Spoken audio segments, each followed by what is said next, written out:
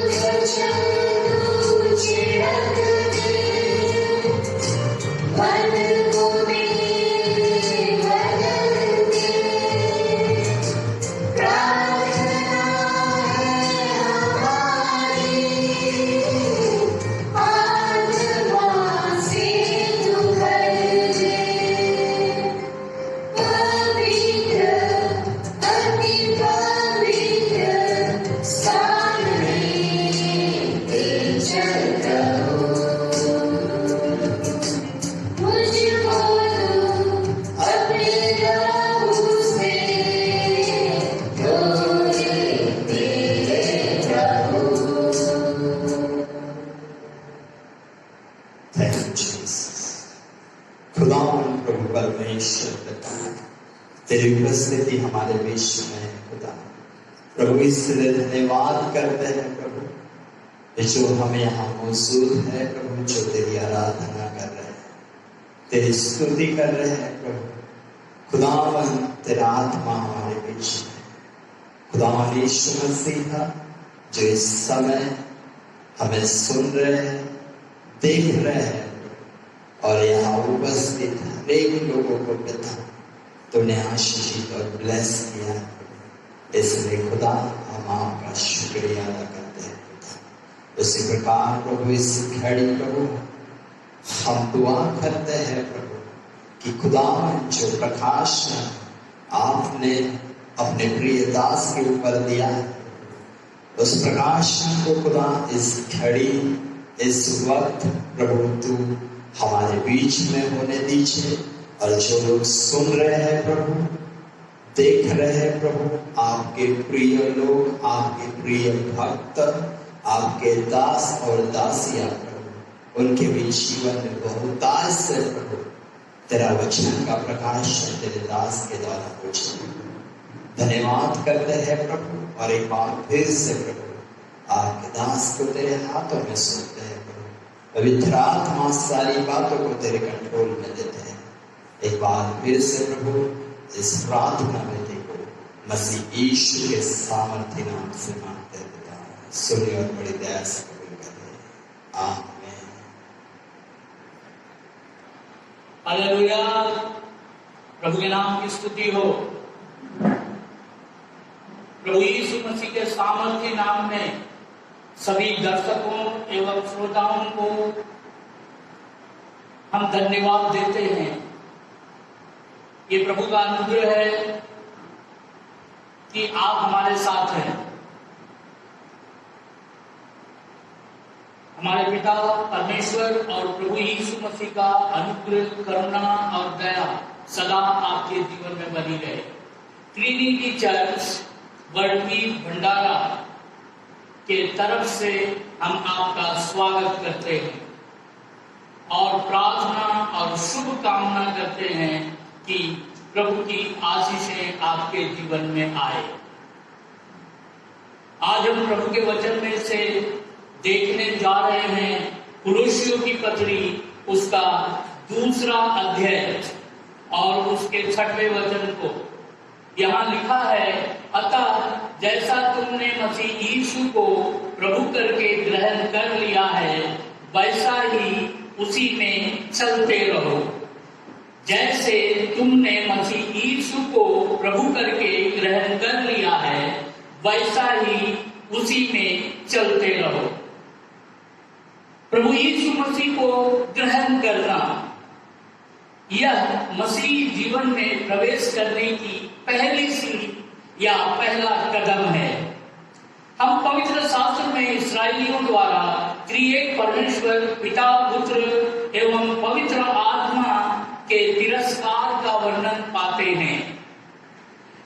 2 सामुएल 8 अध्याय के 7 वचन में हम पढ़ते हैं, परमेश्वर ने सामुएल से कहा, यहोवा ने सामुएल से कहा, वे लोग जो तुझसे कहें उसे मान ले, क्योंकि उन्होंने तुझको नहीं परंतु मुझ ही को निकम्मा ठहराया है, निकम्मा जाना है कि मैं उनका राजा ना रहूं। इस्राएल के संतानों ने कहा, इस्राएल में सब जाति के रीति के अनुसार हमारे लिए एक राजा नियुक्त कर दे। उन दिनों में परमेश्वर न्यायियों के द्वारा इस्राएली प्रजा के ऊपर शासन करते थे और परमेश्वर ही उनका राजा हुआ करते थे। लेकिन जब शमूएल बूढ़ा हो गया और उसके बेटे उसकी राह पर नहीं चलते थे, तो इस्राएली प्रजा के बुजुर्ग लोग शमूएल के पास आए और आकर के कहा कि जैसे सब जातियों में राजा होते हैं, उसी प्रकार हमारे ऊपर भी राजा नियुक्त कर दे। शमूएल इस बात से दुखी हुआ, लेकिन परमेश्वर ने शमूएल से कहा, वे लोग जो तुझसे कहें उसे मान ले, क्योंकि उन्होंने मुझको नहीं परंतु तुझको नहीं परंतु मुझ ही को निकम्मा ठहराया है, निकम्मा जाना है। इस तरह इस्राएली प्रजा ने परमेश्वर को का तिरस्कार किया। यूहन्ना रचित सुसमाचार में और उसके पहले अध्याय के 11 वचन में हम पढ़ते हैं कि वह अपने घर आया और उसके अपनों ने उसे ग्रहण नहीं किया। प्रभु यीशु मसीह यहूदा के वंश में पैदा हुआ। व्यवस्था के अनुसार 8 दिन में उसका खतना हुआ था। वो यहूदी व्यवस्था को मानने वाला था, लेकिन उनके अपने यहूदी लोगों ने ही उसका तिरस्कार किया, उसको ग्रहण नहीं किया। उन्होंने उसका विरोध किया और उसके ऊपर झूठा आरोप लगाया। यह देशद्रोही है, ये प्रजाद्रोही है, ये धर्मद्रोही है। उस समय के यहूदियों और इस्राएलियों ने अधर्मियों के हाथ से यीशु मसीह को क्रूस पर चढ़वाकर मार डाला। इस तरह उन्होंने प्रभु यीशु मसीह जो परम प्रधान परमेश्वर का पुत्र था, उसका तिरस्कार किया।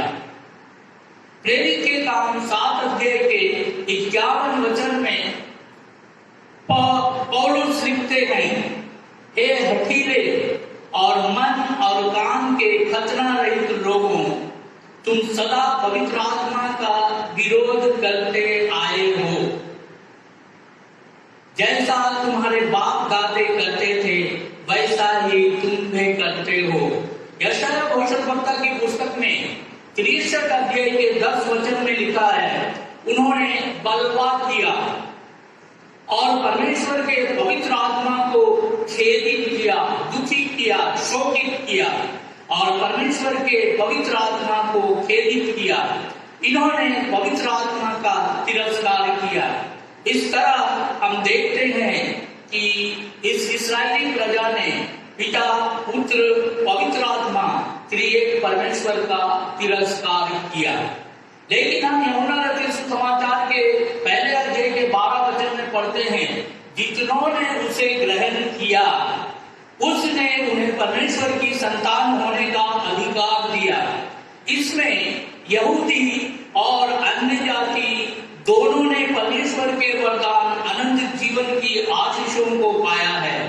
इस्राएली परमेश्वर के द्वारा एक चुनी हुई जाति थी, जिसमें परमेश्वर ने युग युग की वाचा बांधी थी, जिनको परमेश्वर ने प्रतिज्ञा दिया था, जिनको परमेश्वर ने व्यवस्था और नियम दिए।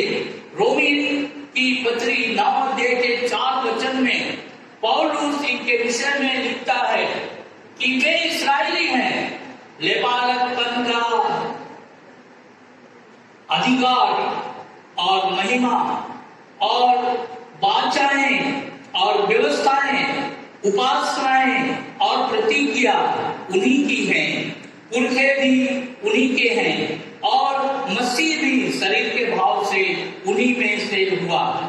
अब हम जो शारीरिक रीति से अन्य जाति हैं, हमारे विषय में पौलुस इफिसियों की पत्री 2 अध्याय के 12 वचन में लिखते हैं, तुम लोग उस समय मसीह से अलग और इस्राएल के प्रजा के पद से अलग किए हुए और प्रतिज्ञा की वाचाओं के भागी ना थे और आशाहीन और जगत में ईश्वर रहित थे, पर अब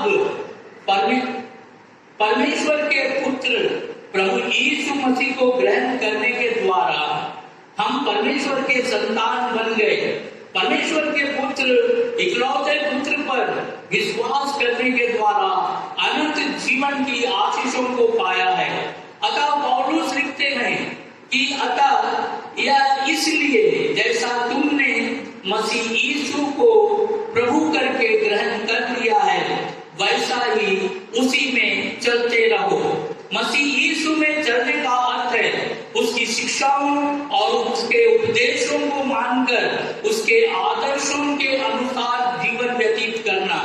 यह मसीही जीवन एक यात्रा है जिसमें हम एक मसीही जीवन जीते हुए चल रहे हैं।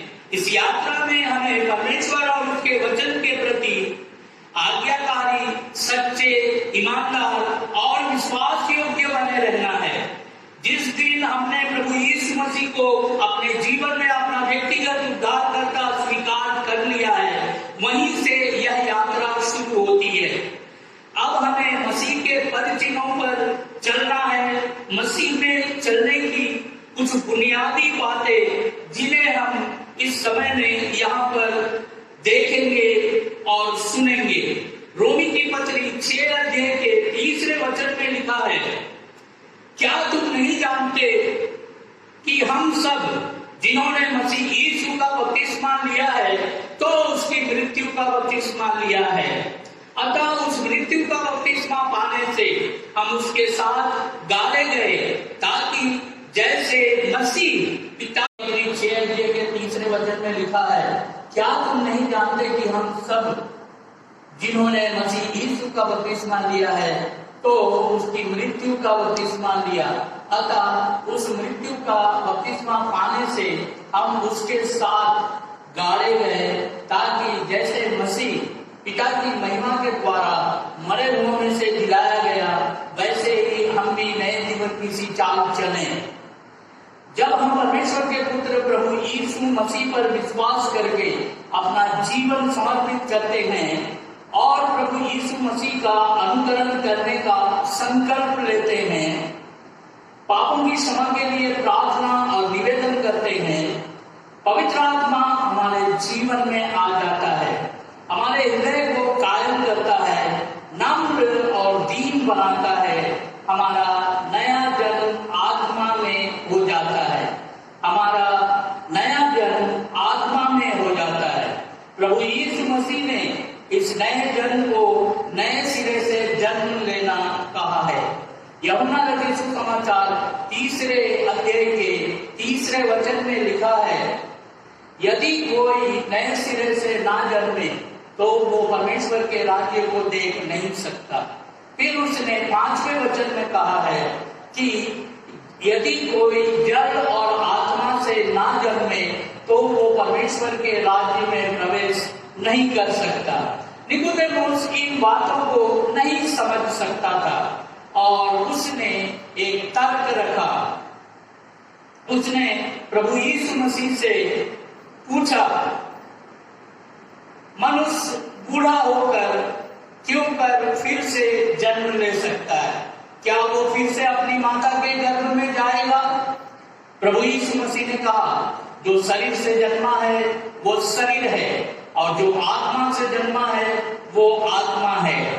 अचंभा ना करो कि मैंने तुमसे कहा है कि नए सिरे से जन्म लेना आवश्यक है। निकोदेमुस ने उत्तर दिया, ये कैसे हो सकता है? परंतु संत पतरस ने अपनी पत्री में अच्छी तरह से समझाकर बताया है नया जन्म कैसे होता है। पहला पतरस 1 अध्याय के 23 वचन में हम पढ़ते हैं, क्योंकि तुमने नाशवान नहीं पर अविनाशी बीज से परमेश्वर के जीवते और सदा ठहरने वाले वचन के द्वारा नया जन्म पाया है।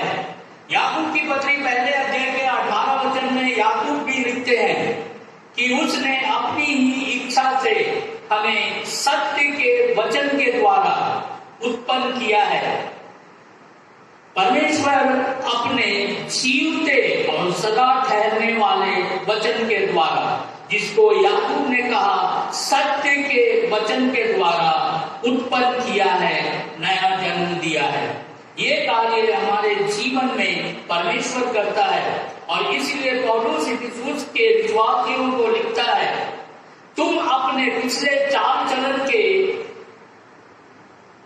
पुराने मनुष्यत्व को जो भरमाने वाली अभिलाषाओं के अनुसार भ्रष्ट होता जाता है उतार डालो और अपने मन के आत्मिक स्वभाव में नए बनते जाओ और नए मनुष्यत्व को पहन लो, जो परमेश्वर के अनुरूप सत्य की धार्मिकता और पवित्रता में सिरजा गया है। इफिसियों की पत्री 2 अध्याय के 15 वचन में हम पढ़ते हैं, वही हमारा मेल है जिसने इस्राएली और अन्य जाति को एक कर लिया, अलग करने वाली दीवार खतना और खतना रहित, इसको जो बीच में थी ढा दिया और अपने में एक नया मनुष्य उत्पन्न करके मेल करा दिया। हम नया मनुष्य बन गए। 2 कुरिन्थी 5 अध्याय के 17 वचन में पढ़ते हैं, सो अब जो मसीह में है वो एक नई सृष्टि है, पुरानी बातें बीत गई और देखो सब बातें नई हो गई। नई सृष्टि, नया मनुष्य बनने के कारण अब कोई पुरानी बातें हमारे जीवन में नहीं होना चाहिए। अब मसीह के लहू के द्वारा शुद्ध हो जाने के कारण अब हम में कोई हमारे माता पिता की आनुवांशिकता, हेरेडिटी या डीएनए अब नहीं है। हमारा नया जन्म होने के कारण अब हम परमेश्वर के संतान हो गए। अब परमेश्वर की अनुवांशिकता, हेरेडिटी और डीएनए हमारे जीवन में पाया जाता है। हमारे अंदर परमेश्वर के वचन का बीज पाया जाता है। हम पूरी तौर पर नए हो गए हैं, हमारा जीवन नया हो गया है। अब हमें नए जीवन की सी चाल चलनी है। दूसरी बात जो हम आपसे बताना चाहते हैं और वो ये है कि अब हम नया जन्म हो जाने के बाद, प्रभु यीशु मसीह को ग्रहण कर लेने के बाद, अब हमें प्रेम में चलना चाहिए। हमें प्रेम में चलना है। इफिसियों की पत्री 5 अध्याय के दूसरे वचन में लिखा है, प्रेम में चलो जैसा मसीह ने भी तुमसे प्रेम किया और हमारे लिए अपने आप को सुगंध के लिए परमेश्वर के आगे भेंट करके बलिदान कर दिया। प्रभु यीशु मसीह ने हमसे प्रेम किया और अपने आप को क्रूस के ऊपर बलिदान किया। उसने स्वर्ग की महिमा को छोड़ा, मनुष्य का रूप धारण किया और इस संसार में मनुष्य बन करके आया।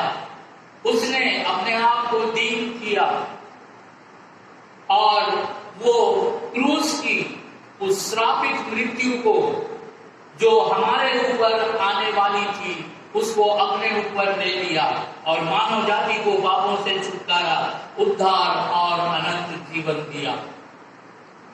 परमेश्वर अपने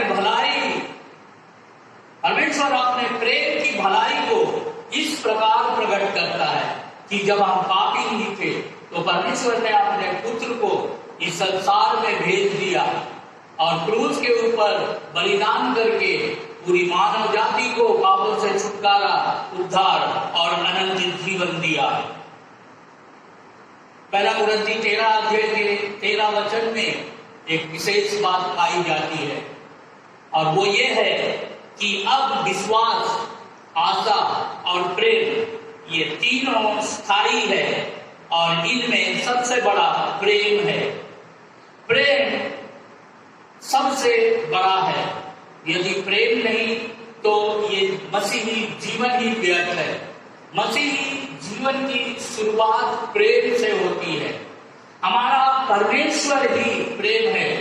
उसने हमसे प्रेम किया और हमने परमेश्वर से प्रेम पहले नहीं किया, परंतु परमेश्वर ने पहले हमसे प्रेम किया और अपने प्रिय पुत्र को इस संसार में भेज दिया। जो कोई प्रभु यीशु मसीह से प्रेम करता है, परमेश्वर उससे प्रेम करते हैं। हमें प्रभु यीशु मसीह से प्रेम रखना चाहिए, प्रेम करना चाहिए। प्रेम के विषय में कुछ बातें यहाँ पर पहला कुरिन्थी 13 अध्याय और उसके पहले 3 वचनों में पौलुस परमेश्वर का दास लिखते हैं और ये बहुत ही महत्वपूर्ण बातें हैं जिसके बारे में हम यहाँ पढ़ते हैं। पौलुस कुरिन्थियों की कलीसिया को लिखते हैं कि यदि मैं मनुष्यों और स्वर्गदूतों की बोलियां बोलूं और प्रेम ना रखूं तो मैं झनझनाता हुआ पीतल और झनझनाती हुई जान हूं। और यदि मैं भविष्यवाणी कर सकूं और सब भेदों और सब प्रकार के ज्ञान को समझूं और मुझे यहाँ तक पूरा विश्वास हो कि मैं पहाड़ों को हटा दूं, परंतु प्रेम ना रखूं तो मैं कुछ भी नहीं। यदि मैं अपनी संपूर्ण संपत्ति कंगालों को खिला दूं या अपनी देह जलाने के लिए दे दूं और प्रेम ना रखूं तो मुझे कुछ भी लाभ नहीं। मसीही जीवन में प्रेम एक महत्वपूर्ण, बहुत ही खास स्थान रखता है। प्रेम बहुत ही आवश्यक है। पवित्र शास्त्र में इस प्रेम के बारे में मसीही जीवन में हमें जिन बातों को जानना और सीखना है वो ये है कि हमें अपने परमेश्वर से प्रेम रखना है। व्यवस्था में सबसे बड़ी और मुख्य आज्ञा ये है जो हम मरकुस रचित सुसमाचार में 12 अध्याय के 30 वचन में पढ़ते हैं, तू अपने परमेश्वर से अपने संपूर्ण मन, संपूर्ण प्राण, संपूर्ण बुद्धि और संपूर्ण शक्ति से प्रेम रखना। और इसी के बराबर दूसरी आज्ञा है कि अपने पड़ोसी से अपने समान प्रेम रखना।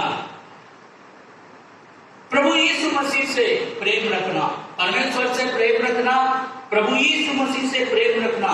यदि हम प्रभु यीशु मसीह से प्रेम रखेंगे तो परमेश्वर हमसे प्रेम रखेगा और प्रभु यीशु मसीह और परमेश्वर पिता दोनों हमारे पास आएंगे और हमारे साथ वास करेंगे।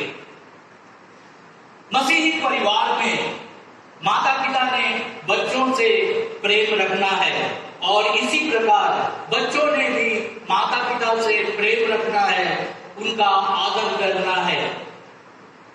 मसीही जीवन में मसीही विश्वासी परिवारों के अंदर पति पत्नी से प्रेम रखे और पत्नी भी पति से प्रेम रखे और उसका आदर करे। ये पवित्र शास्त्र बाइबल सिखाती है। पवित्र शास्त्र बाइबल भाईचारे के प्रीति के बारे में बताती है। भाइयों का भाइयों के साथ प्रेम, विश्वासी भाई बहन सब आपस में प्रेम से रहना है। और इन सबसे भी मुख्य बात यह है, ये सिद्धांत सिर्फ मसीही धर्म प्रणाली में पाई जाती है और वो ये है कि अपने शत्रु से प्रेम रखो और अपने सताने वालों के लिए प्रार्थना करो। आशीष दो, तुम आशीष के वारिस होने के लिए बुलाए गए हो, इसीलिए तुम्हें आशीष की ही बातें बोलनी है। और इस तरह हम देखते हैं कि हमारे जीवन में प्रेम को छोड़ और किसी बात का मुख्य स्थान नहीं होना चाहिए। तीसरी बात जो मैं आपको बताने जा रहा हूं वो है विश्वास में चले। विश्वास क्या है? इब्रानी की पत्री 11वें अध्याय के पहले वचन में विश्वास की परिभाषा बताई गई है। पवित्र शास्त्र बाइबल के सिद्धांतों के अनुसार अब विश्वास आशा की हुई वस्तुओं का निश्चय और अनदेखी वस्तुओं का प्रमाण है। इब्रानी की पत्री में 11वें अध्याय में लगभग 45 लोगों की गवाही है। उन्होंने विश्वास के द्वारा जीवन में परमेश्वर से बड़ी बड़ी प्रतिज्ञाओं को, बड़ी बड़ी आशीषों को पाया है। विश्वास के द्वारा उन्होंने बड़े बड़े काम किए और परमेश्वर की आशीषों को पाया। कई लोग जैसे अब्राहम परमेश्वर के ऊपर विश्वास करने के द्वारा धर्मी ठहरा। हनोक परमेश्वर को विश्वास के द्वारा प्रसन्न किया और परमेश्वर ने उसको उठा लिया। अब्राहम ने विश्वास के द्वारा अपने वंश को देखा, आसमान के तारों के समान और समुद्र की रेत के समान। और उसी विश्वास के द्वारा हम भी विश्वास के द्वारा अनुग्रह ही से परमेश्वर के महान आशीष, उद्धार और अनंत जीवन को पाते हैं। रोमी की पत्री 10 अध्याय के 9 वचन में कहा, यदि तू यीशु को प्रभु जानकर अपने मुंह से अंगीकार करे और मन से विश्वास करे कि परमेश्वर ने उसे मरे हुओं में से जिलाया, तो तू निश्चय उद्धार पाएगा। विश्वास के द्वारा उद्धार है। विश्वास के द्वारा अनुग्रह से ही हमारा उद्धार होता है। कुलोसियों की पत्री 2 अध्याय के 7वें वचन में पौलुस प्रभु का दास लिखते हैं कि जैसे तुम सिखाए गए वैसे ही विश्वास में दृढ़ होते जाओ। हमें विश्वास में दृढ़ होना है, हमें विश्वास में मजबूत होना है, विश्वास में बलवान होना है, और तो हम विश्वास के द्वारा बड़े बड़े काम कर सकते हैं। प्रभु यीशु मसीह ने कहा, जो मुझ पर विश्वास करता है, जो काम मैं करता हूं वो करेगा, वरन मुझसे बढ़कर करेगा। और इस तरह हम इस बात को देखते हैं कि विश्वास के द्वारा हम अद्भुत काम और चमत्कार करके परमेश्वर को महिमा दे सकते हैं। आत्मा के अनुसार चलो। चौथी बात जो मैं आपको बता रहा हूं वो ये है कि आत्मा के अनुसार चलो। गलातियों की पत्री 5 अध्याय के 16 वचन में इस प्रकार लिखा है कि आत्मा के अनुसार चलो। हमें आत्मा के अनुसार चलना है। रोमी की पत्री 8 अध्याय के पहले वचन में लिखा है, सो अब जो मसीह में है उन पर दंड की आज्ञा नहीं है, क्योंकि वो आत्मा के अनुसार चलते हैं। सो हमें प्रभु यीशु मसीह को ग्रहण कर लेने के बाद अब हमें आत्मा के अनुसार चलना है।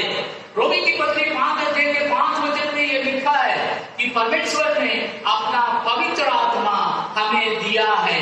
जब हम प्रभु यीशु मसीह को ग्रहण करते हैं, जब हम परमेश्वर के पुत्र प्रभु यीशु मसीह के बारे में वचन में पढ़ते हैं, तभी पवित्र आत्मा हमारे पास, हमारे साथ, हमारे अंदर आ जाता है। वो हमारे हृदय को कायम करता है, वो हमारे मन को नम्र बनाता है, और तब हम अपने आप को नम्र बना के अपने अपराधों और पापों को मानते हैं और अपने पापों की क्षमा के लिए प्रार्थना करते हैं, और तब पवित्र आत्मा का कार्य हमारे जीवन में होता है। परमेश्वर जो दया का धनी है, हमारे अपराधों और पापों को क्षमा कर देते हैं और हमको पापों से छुटकारा, उद्धार और अनंत जीवन मिल जाता है। परमेश्वर ने पवित्र आत्मा हमें बयाना के रूप में दिया हुआ है कि हम उसके गवाह बने। परमेश्वर का पवित्र आत्मा सर्वदा हमारे साथ रहता है। प्रभु यीशु मसीह ने कहा, मैं पिता के पास जाता हूं, तुम्हारे लिए एक सहायक भेजूंगा जो सर्वदा तुम्हारे साथ रहेगा। वो हमारा सहायक है, वो हमारी सहायता करता है, सर्वदा हमारे साथ रहता है। हम कहीं भी रहे, घर में, मार्केट में, कार्य क्षेत्र में, खेत में, कोर्ट में, स्कूल में, कॉलेज में, दफ्तर में, जहां भी रहे, परमेश्वर का पवित्र आत्मा हमारे साथ रहता है, हमारी सहायता करता है, वो हमारा मार्गदर्शन करता है, वो हमारी अगुवाई करता है, वो हमें सारी बातों को जो प्रभु यीशु मसीह ने बताया है स्मरण दिलाता है, वो आने वाली बातों को बताता है। पवित्र आत्मा जो बातें हमारे जीवन में होने वाली है, हमारे इस संसार में घटने वाली है, उन बातों को पवित्र आत्मा बताता है। पवित्र आत्मा आराधना करने में हमारी सहायता करता है। पवित्र आत्मा भजन करने में हमारी सहायता करता है। प्रभु यीशु मसीह ने कहा, ऐसे दिन आने वाले हैं जब पिता का भजन लोग आत्मा और सच्चाई से करेंगे। आत्मा हमें भजन करना सिखाता है, आत्मा हमें सेवा करना सिखाता है, क्योंकि हम लेख की पुरानी रीति पर नहीं परंतु आत्मा की नई रीति पर सेवा करते हैं। पवित्र आत्मा हमारी दुर्बलता में हमारी सहायता करता है। हम नहीं जानते कि हमें किस रीति से प्रार्थना करनी चाहिए, लेकिन ये परमेश्वर का आत्मा है जो हमें प्रार्थना करने के लिए सिखाता है। हमारे अंदर हमारी आत्मा के साथ मिल करके हे अब्बा, हे पिता कह के आहें भर भर कर हमारे लिए परमेश्वर की इच्छा के अनुसार प्रार्थना करता है। और सबसे बड़ी बात जो हमें और आपके लिए अनिवार्य है, और वो ये है कि हमें परमेश्वर से पवित्र आत्मा का दान प्राप्त करना आवश्यक है, क्योंकि हम पवित्र शास्त्र में पढ़ते हैं, रोमी की पत्री और उसके 8 अध्याय के 11 वचन में हम पढ़ते हैं कि उसी का आत्मा जिसने यीशु को मरे हुए में से जिलाया, यीशु को मरे हुए में से पवित्र आत्मा ने जिलाया, तुम में बसा हुआ है। यदि तुम्हारे अंदर पवित्र आत्मा बसा है, पौलुस कुरिन्थियों की कलीसिया को लिखता है, क्या तुम नहीं जानते कि तुम परमेश्वर का मंदिर हो और परमेश्वर का आत्मा तुम में वास करता है। परमेश्वर का पवित्र आत्मा हमारे हृदय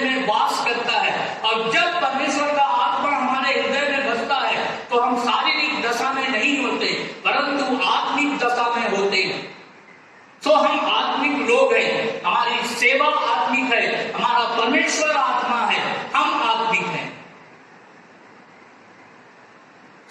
ये पवित्र आत्मा जो हमारे अंदर बसा है, ये हमारे जीवन में एक अद्भुत कार्य को करता है, करने वाला है। यदि मसीही लोग मसीह पर विश्वास करके मर भी गए तो हमारी आशा के अनुसार जब प्रभु यीशु मसीह बादल में आएंगे तो जितने लोग प्रभु में मर गए हैं उनको पवित्र आत्मा का दान मिला हुआ है, पवित्र आत्मा उनके अंदर बसा हुआ है। वही पवित्र आत्मा उनके मरणहार देहों को जीवित करेगा और महिमा में बदल देगा और वो पल भर में, पलक झपकने में प्रभु यीशु मसीह के पास बादल में मिलने के लिए पहुंच जाएंगे। पौलुस थिस्सलुनीकी की पत्री 4 अध्याय के 13 से 17 वचन में बहुत खुलासा से इस बात को बताया है। प्रभु यीशु मसीह बादल में आएंगे और तब क्या होगा कि प्रभु की कलीसिया उठा ली जाएगी। जितने लोग विश्वास करके प्रभु में मर गए वो जीवित हो जाएंगे और जितने जीवित रहेंगे वो महिमा में बदल जाएंगे और जाकर के बादल में प्रभु से मिलेंगे। कितनी महिमामय और धन्य आशा हमारे और आपके लिए है। हम परमेश्वर का धन्यवाद करते हैं कि सनातन काल से परमेश्वर ने हमारे लिए ऐसी योजनाओं को बनाया है। हम परमेश्वर का धन्यवाद करते हैं। मुझे आपसे बहुत सी बातें कहनी थी लेकिन आज बस यहाँ तक। हम प्रार्थना करेंगे अनुग्रहकारी और दयालु प्रभु परमेश्वर, हम आपका धन्यवाद करते हैं कि आज आपने इस प्रोग्राम को पूरा करने के लिए अनुग्रह दिया है। दयालु प्रभु, हम विनती करते हैं जितने लोग इसको देखेंगे और सुनेंगे खुदावन वो आशीषित हों, ये वचन उनके जीवन में 100 गुना फल लाए और उनके द्वारा बहुत से लोग आशीषित हों, वो आशीषित हो, उनके द्वारा दूसरे लोग भी आशीषित हो। दयालु प्रभु सबको आशीषित कीजिए, हमें भी आशीषित कीजिए। अगले सप्ताह फिर से प्रभु इस वचन की मनादी करने में पवित्र आत्मा आप सहायता कीजिए। धन्यवाद करते हैं यीशु के नाम में मांगते हैं, आमीन। हो गया?